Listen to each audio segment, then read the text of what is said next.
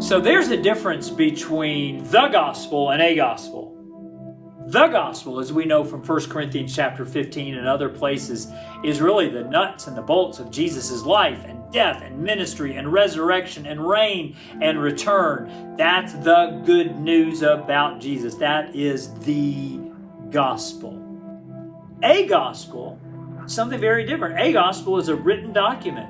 Matthew, Mark, Luke, and John.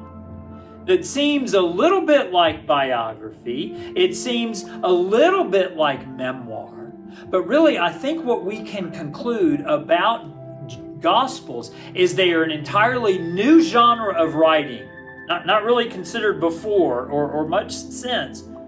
But they have these sketches of biography that form proclamation with the idea of leading to a decision. That's what a gospel is, giving you just enough biographical information about the Savior to double as a proclamation pointing to Him and hoping for a decision from your life to follow that Savior.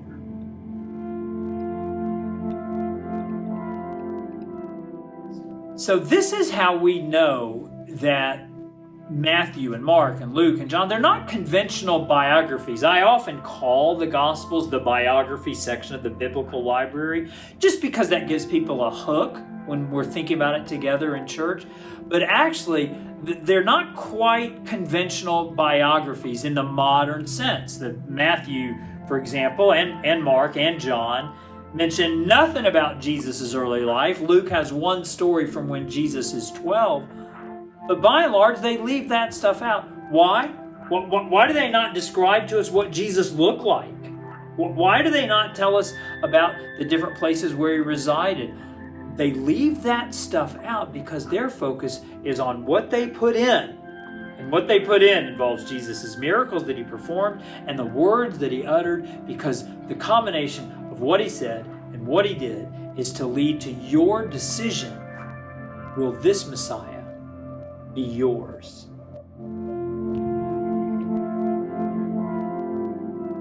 This is one of my favorite questions of them all.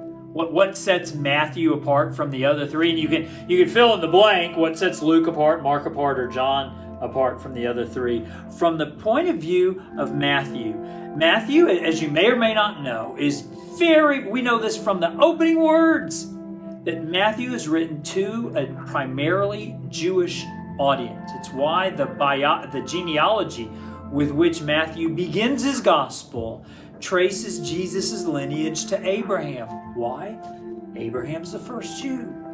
And so from these opening words, Matthew is endeavoring to prove to his audience, this Jesus, He's the fulfillment of everything that God had ever desired for His children of Israel. And yet, where Israel got it wrong, Jesus got it right. Where Israel failed, Jesus succeeded.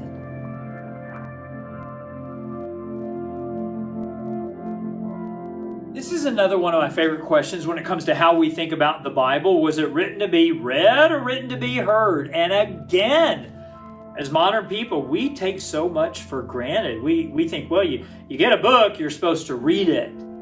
Ancient people, especially the first audience of Matthew, they got a book and they were supposed to hear it. Because A, not many ancient people could read. That was really reserved for the elite.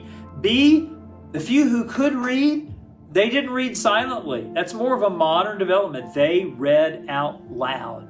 There's a reason why Paul says in Romans, faith comes by hearing. For a lot of us, faith has come by reading. No, in the ancient world, faith came by hearing. And how that relates to the Gospel of Matthew, all of it, not parts of it, all of it, were written to be read out loud. So I would invite you, as you embark on your own study of the Gospel of Matthew, assisted by the Come Alive book, read it out loud. Read the daily reading out loud to yourself. You'll get a sense of Matthew's cadence and how Matthew expected his readership to experience his Gospel.